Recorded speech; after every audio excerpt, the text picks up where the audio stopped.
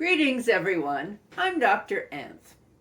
In this video, I will discuss why history matters and how storytelling may be the best method for teaching history.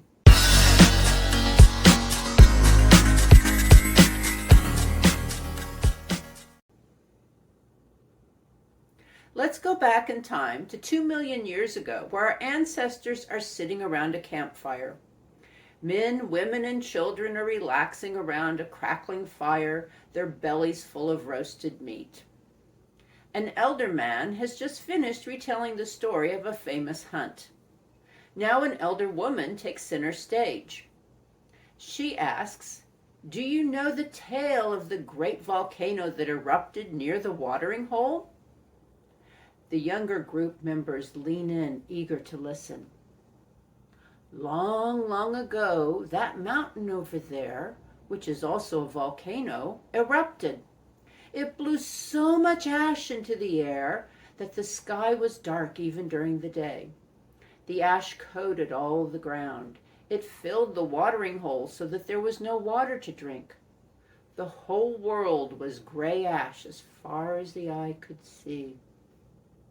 "Grandma," one of the children cried, "what happened to the people and the animals? Did they all die?"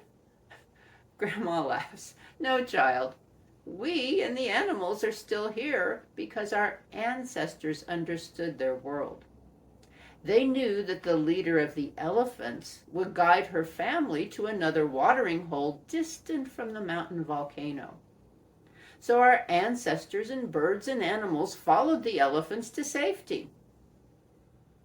Another elder female points to a majestic elephant nearby. "The oldest female elephant holds the wisdom of the ancestors. We must honor her."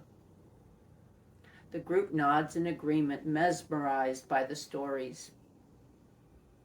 This story is based on an actual event that occurred around 3.7 million years ago at a place called Laetoli in what is now the country of Tanzania in East Africa. The Rift Valley, which runs through the countries of East Africa, is filled with volcanoes. Around 3.7 million years ago, one of those volcanoes exploded, coating the land with ash. It rained later that day, turning the ash into a type of cement. All living things had to leave the area to find a new water hole. They left their footprints in the wet ash, which later hardened in the sun. Over time, the footprints were covered by more ash and soil, which compressed to rock. In the 1970s, paleoanthropologists working in the area found the footprint trail under an eroding limestone layer. When the footprint trail was uncovered, it showed the prints of birds, other animals, and our ancestors following elephants. Click on the link in the description box to see images of the actual footprint trail.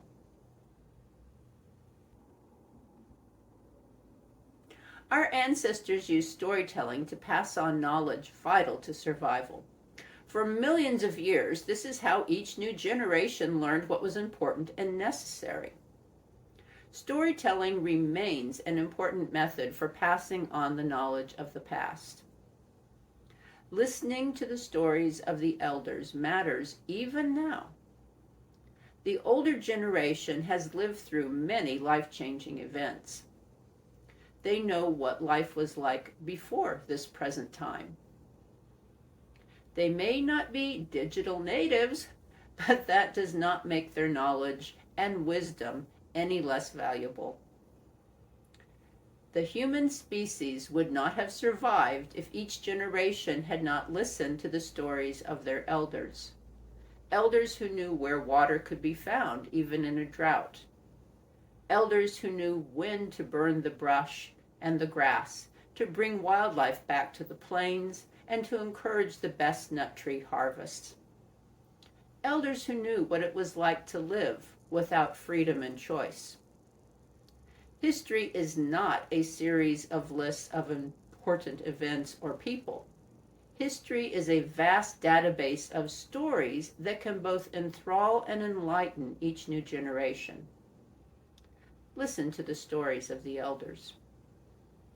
We must understand the past to navigate the present. As George Santayana wisely said, those who cannot remember the past are condemned to repeat it. The elders remember the past because they and their ancestors have lived it. History is the stories of the elders. Listen to them. Thanks for watching, and please subscribe to my channel.